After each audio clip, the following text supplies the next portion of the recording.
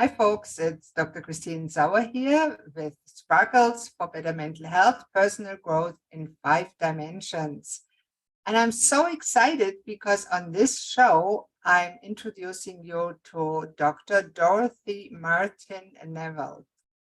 She is a Ph.D. psychologist, and I could say a holistic executive leadership coach. Now, that sounds really interesting. So welcome, Dorothy.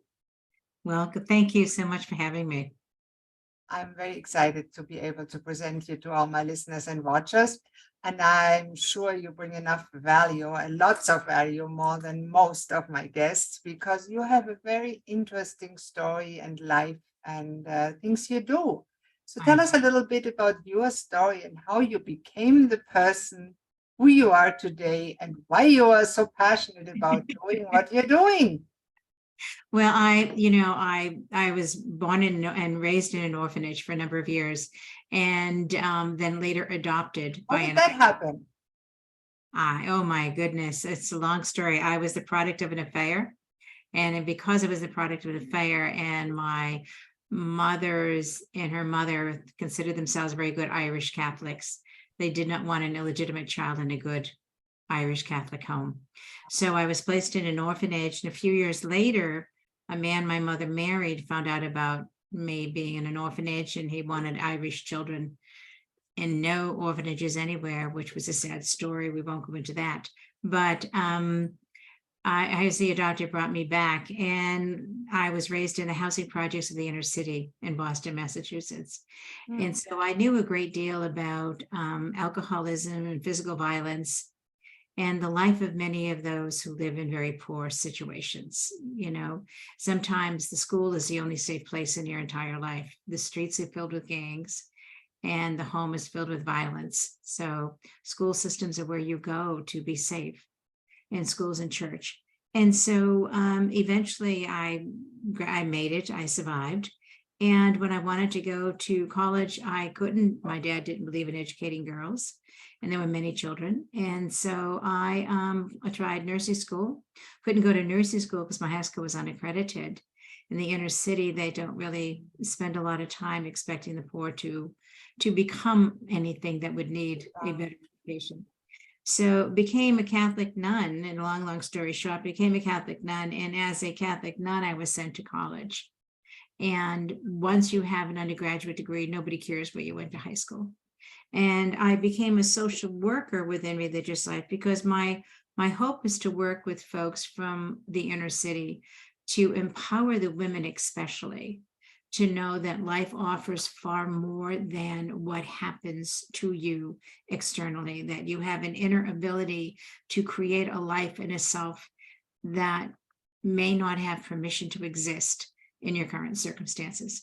And so eventually I left religious life, moved to Manhattan, became an international airline stewardess, later got married and had 2 children, was divorced when they were very little, and decided to go back into becoming a therapist again to really support men and women becoming their best selves. About 3 years in, I noticed that there was a pattern that certain personalities were showing up with particular diseases, whether it was prostate cancer or breast cancer or MS or fibromyalgia, and that certain personalities were developing. There was something about them, how they held their energy, who they were, that their stress level was held in a certain way. When I asked physicians about it, friends who were MDs, nobody saw that. They thought it was all a coincidence, and I was seeing what didn't exist. So I went and became certified in 9 modalities of integrative healthcare, 5 of which were in Eastern medicine and acupressure and so forth, and iridology, reflexology, and really began to see how body-centered psychotherapy was imperative, because knowing how you're expressing things through the body allows you to begin to understand what you may not consciously see. Your body is giving you messages your brain may not be hearing. And that excited me no end. So I opened up a school. I became a pioneer here in the United States, opened up a school. And for 19 years, I had a 4-year program teaching a method of energy medicine I created combining the best from all the modalities I studied with my years of experience as a psychologist, and wrote a dissertation on the psychological and spiritual causes of physical disease and disorders, and used that as the foundation of my school. And so from there, it was just the excitement of letting people know that those in the medical community could approach healthcare with their patients from a far more expanded avenue than what they were trained in medical school or nursing school to do. And also with those who wanted to go into healing work, really allowing them to see the emotions and spirit have a vast, your spiritual beliefs, whatever that may be, is irrelevant, but a spiritual belief. Again, I did not say religious belief, but a spiritual belief and your emotional frame of mind really impacts your health so immensely that they could educate their people, not simply work on them, they could educate them so that each person they worked with could really take responsibility for their own health and the power to manage their own health in ways they never imagined. So that just kept going, and it's something I love to do, and did it. And eventually, after seeing 42 patients a week as a psychologist for 20 plus years, I decided I needed something different. And I had at that point founded 4 companies. So becoming a leadership coach especially for women in business, excited me because I can work to help them take the company and themselves to the next level. And in doing so, to identify the ways in which they are frequently not taking care of their own health. They are so focused on the business and on their families and on everybody else they're taking care of that they get lost in that mix. And so now I get to work with them in business, and I get to work with them in health and with emotions and with their spiritual lives. So it excites me. It really sounds like that. And I must say, I looked on your website and we talked before, and there's much, much, much more detail to your story. And if you want to learn a little bit more about the details of her growing up and the scandal of the illegitimate child. And that reminds me, my father actually was an illegitimate child in Germany in 1925. And I didn't find that out until I was a teenager. Wow. Because I calculated when my grandparents had their 50th wedding anniversary in 1928. And I calculated back and said, oh, to my father, you were born in 1925. And then I asked my grandmother what happened. And she told me she came from a Catholic family. My grandfather was Protestant. And what a scandal for her to have a child. So I understand. And it was even worse for you because you were given into an orphanage. Right. My grandmother was allowed, even though it was a terrible scandal, to raise the child. Her parents raised the child for her, she was able. Yeah. It's very interesting. And my first child itself in Germany in 1981 was born out of wedlock, if you want to say that. Yeah. And it was interesting because even at that time in Germany, unmarried mothers were given a social worker to support them. Wow. Automatically. Isn't that amazing, huh? I found that quite interesting, especially when I look back. So that's just a little detail that came to my mind when I heard your story of being raised there, and especially in an orphanage. It must be so hard for a small child because, as we all know, in orphanages, you do not get the same attention as you would get from a loving mom, and it can create vast psychological trauma. That you have to, which is the difference, as with anything. You can see therapists who have simply studied a lot and therapists who have done their work. Right. So you would qualify as a latter one by means and leaps. And I love the way you say that because I feel the same way. Some therapists are very good in talking about mental health. But the ones that achieve transformation are the ones that done the work and walked the way. Yeah. And at least to some extent. Yeah, yeah. Well, we're never done to the day we go home. But when you have done your work and you are growth focused, you're Mm. continuously learning, you're continuously growing, you're continuously in the process of transformation, which means you have, I believe, not only far more cellular awarenesses, you have such a commitment to growth experience that you have far more compassion and understanding for clients who have been working on something for 3 or 4 or 5 years and thinking, why am I done yet? Well, welcome to humanity, because you know you worked on something, whatever it may be, for a number of years until you finally can say, I'm free. So you have far more understanding than then you wrote a book and it said they should work on it and be done and move on. Great for the book, but let's come back to real life, to real people Yeah. who are working on so many things simultaneously while trying to be active, productive folk, plus loving family members, perhaps as well. There's a lot of roles we play, isn't it? And sometimes they conflict big time. Oh, yeah. Yeah. It's fascinating, and I love humanity just like yourself. And I see that upward, hopefully, spiral of growth where we proceed through life, revisiting old themes and topics over and over on a different level, and eventually transitioning to a spiritual realm, whatever we believe it will be. But I find that a fascinating experience. What do you say? I agree with you that transformation, to me though, transformation makes it much more of an adventure. It makes it a much more exciting trip that we're on. That when you simply survive this journey and you go through it step by step, day by day, you don't get to have the excitement of watching the transformation, who I was last year, how I used to do things, how much easier it is this year, how much freer I am. And my experience is the more you look within, the more you do that growth, the more self-confidence you achieve. Yeah, that's a good point.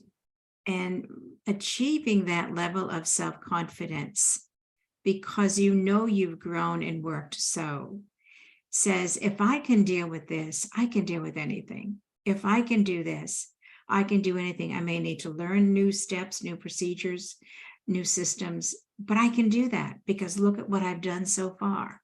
And there is that sense of self-confidence that doesn't come when you haven't challenged yourself and succeeded at so many other things.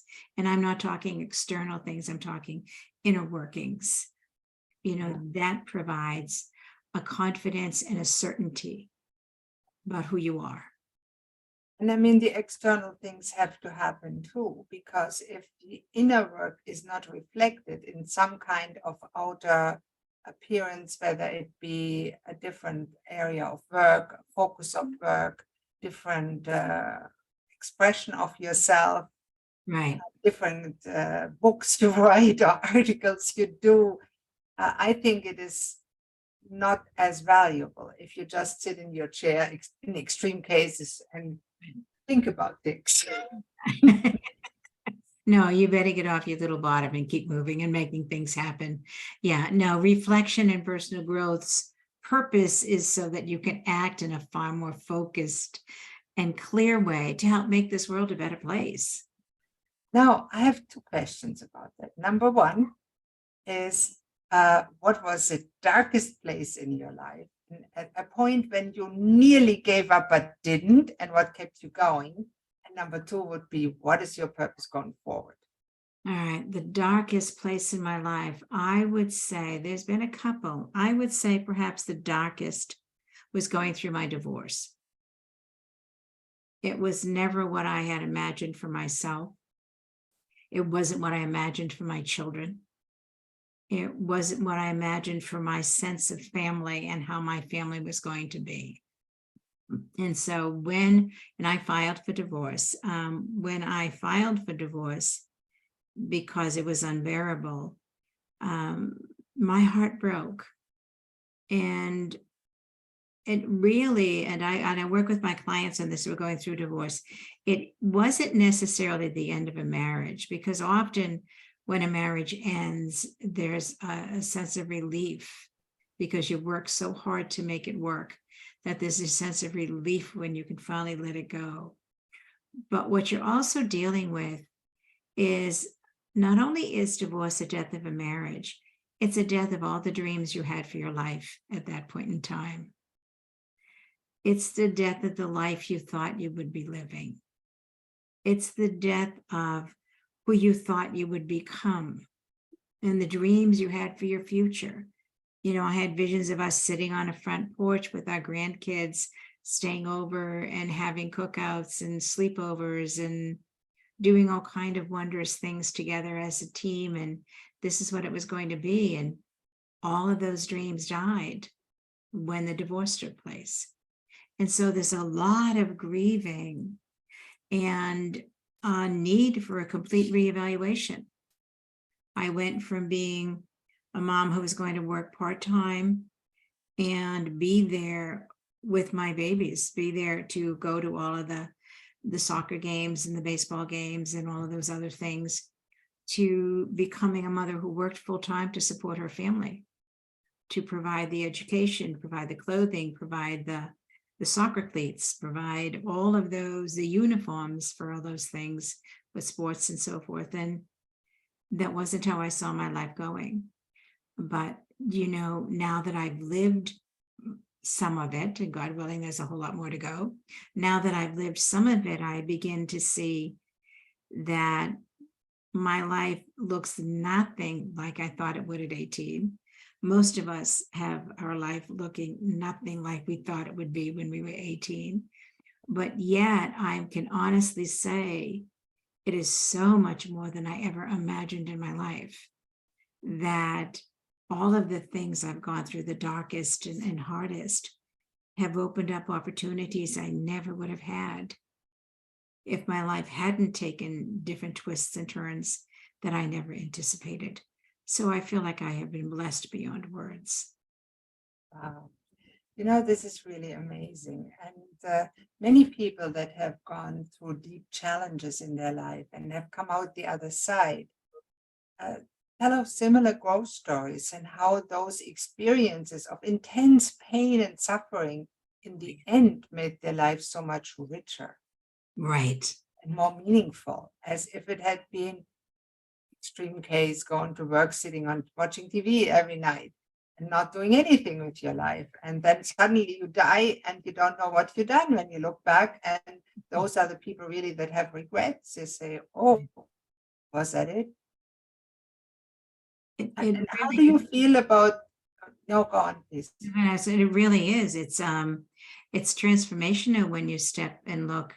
And on occasion I do, I think, boy, there was a girl from an orphanage and from the housing projects who has now founded 5 companies, who has employed so many people and spent literally over these years millions of dollars in paying now virtual assistants and other folks, and used to be employees and 1099s, and who has spoken in 9 countries, done TV and radio in 9 different countries, and taught thousands of students in medical school and graduate school and in my own school, and think how blessed I have been to give back, to have been able to give back and teach and support others in so many ways, in ways I never would have done. It wasn't in my line of vision.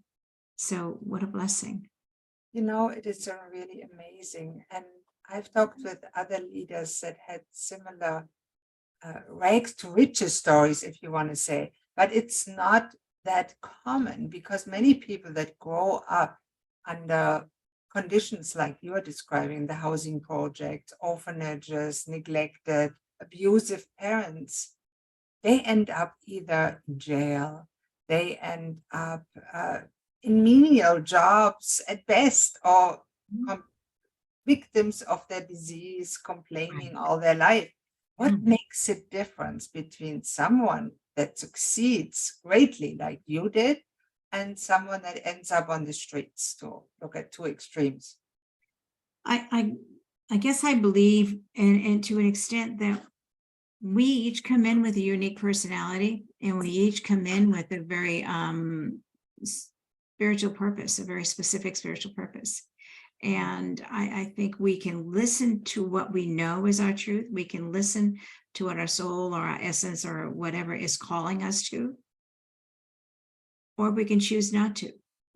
And we know if we're willing to listen for a moment and that's stop running, and that's, I mean, I love a glass of wine or something, but when you're not lost in running, you're not lost in substances, you're not lost in those kinds of things, and you spend time listening to what you know inside, listening to what calls you forward, there's a very different life journey. So that means you become so comfortable in your own skin, you can sit in the silence.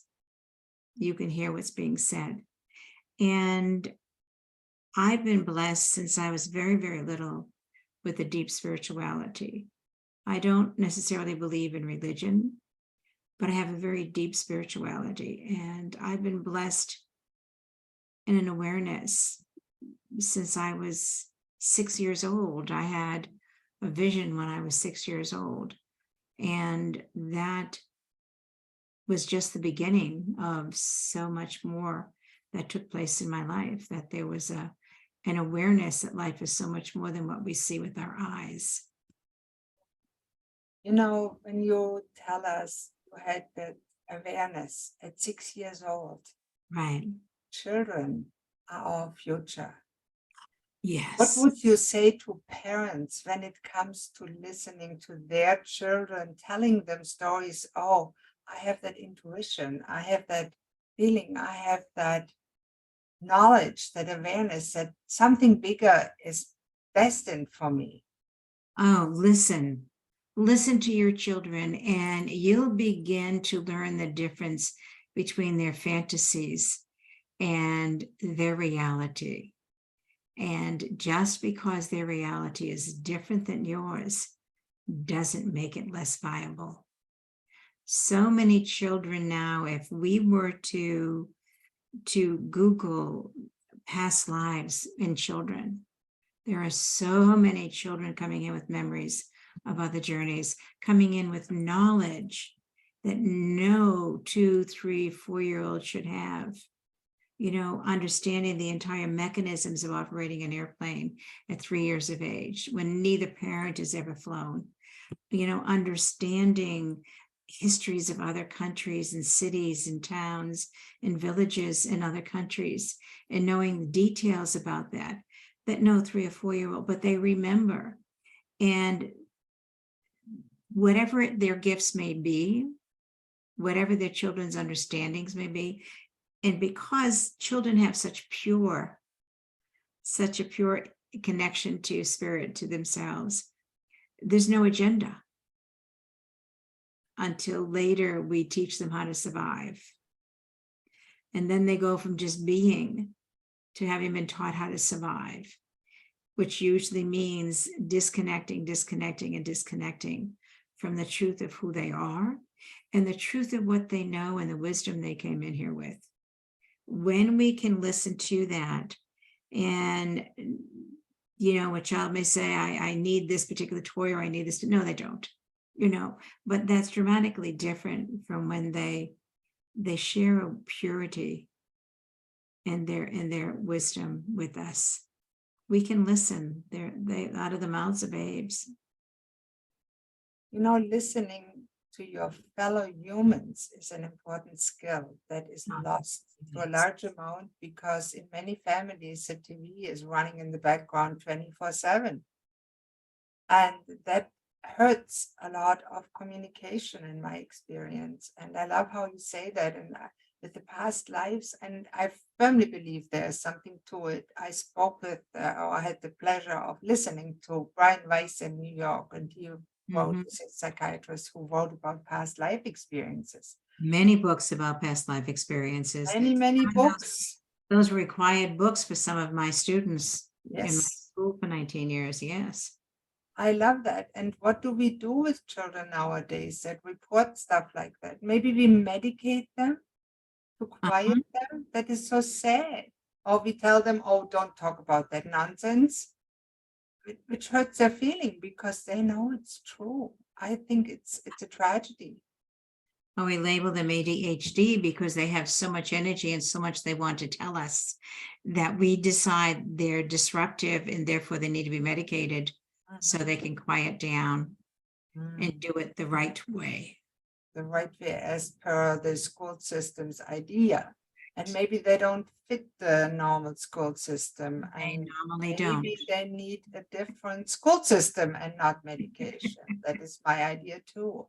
And there's so much labeling, and alone the idea that they label 3-4-year-olds with ADHD when we know a child in that age cannot be focused. They are just little kids. It's normal to be unfocused, distractible at that age.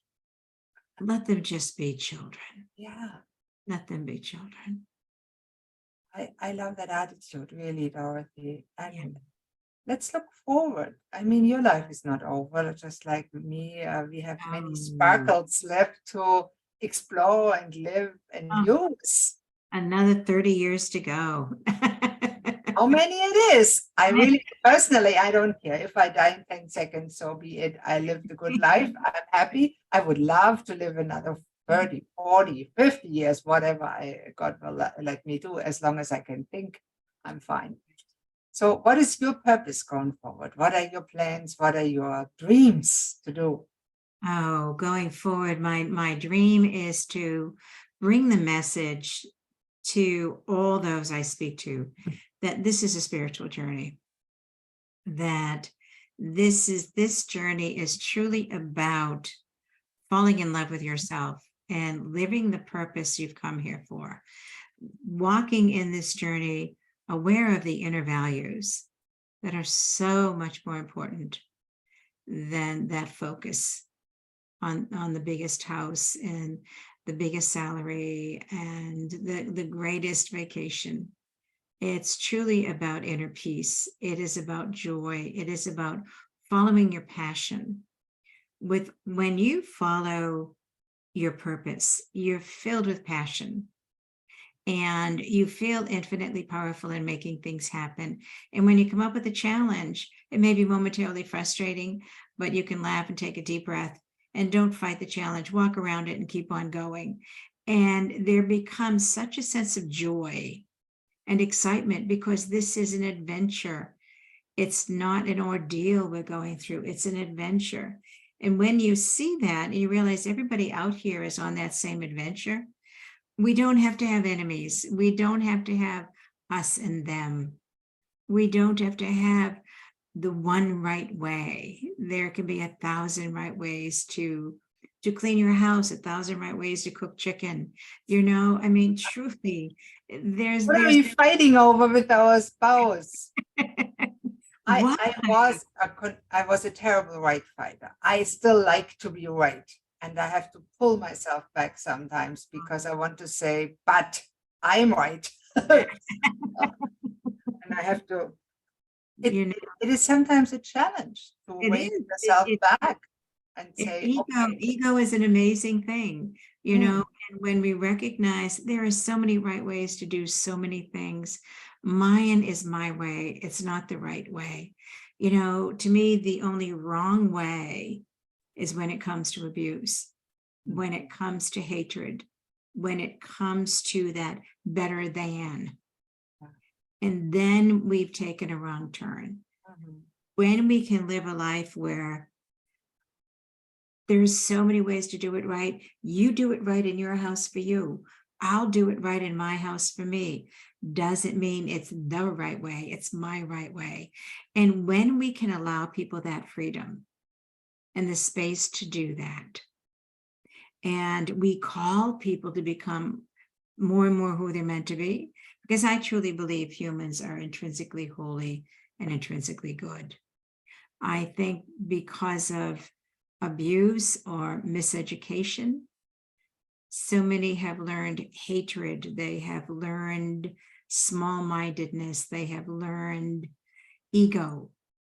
And it's not that they are intrinsically bad, but they have been so misinformed that their life purpose is more about hate and oppression and separation. And my wish is for me going forward to have the ability to remind people that we are all in this together, that we are one peoples around the globe. We are one peoples, and that each one of us has a spiritual purpose. And let's come back to whatever that is.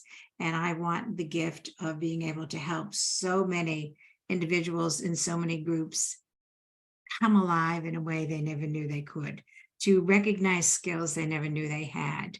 And so as an executive coach working with not solely, but primarily women in business, it's really taking them to the next level so that they realize that so many have a dream like this. And when they go this big, they think they're wild. And I say, what if the dream was this big? And the fear that shows up, but then the excitement, do you really think? Why not? Try it. No matter where you end up, it'll be perfect. If you end up here, here, here, who cares? Whatever is your dream, it's going to be perfect for your life journey this time. And that to me is my future, is helping folks recognize that, go there and make that happen. You know, Dorothy, I really truly admire and love what you just said, because I totally resonate with that. I've spoken with many people that were dying, and those who had regret, they didn't regret that they didn't sit enough in front of the TV and didn't watch enough news. They didn't take the risk to do the things that they really wanted to do because they were scared. They didn't have the confidence, they were afraid. Oh, it's something that they learned in childhood. Yeah. And it's sad when somebody dies with, as Wayne Dyer said, so with the music still in them. And I know you won't, and I know I won't. So it's awesome. We are playing the fiddle while we are alive. Whatever it is, go after it, do it. I mean, I'm opening up a new business that, 2 months ago started. My baby left for college. I took off and moved to the Caribbean for 10 years. And then I came back and closed 3 companies and started a new one. Why not? Sure. Why not? The worst that can happen, you take a job and you live in a 1-bedroom apartment or a studio apartment, you'll be okay. Take a risk. You'll be okay if it doesn't work. And you'll only be on this risk while you prepare for the next. Because life is just so full of adventure and opportunity if you're willing to see it. No, I really love that attitude. You are amazing. And the way you say those things makes my eyes sparkle and my heart light up. And I know it will do that to other people too. So let me ask you, how can I support you on that journey? What do you want me to share? How can people find you if they are interested in getting to know you, working with you, whatever? They could go to my website, askdrdorothy.com. My email address is Dorothy, Dorothy, at askdrdorothy.com. So just contact me. Any way I can help.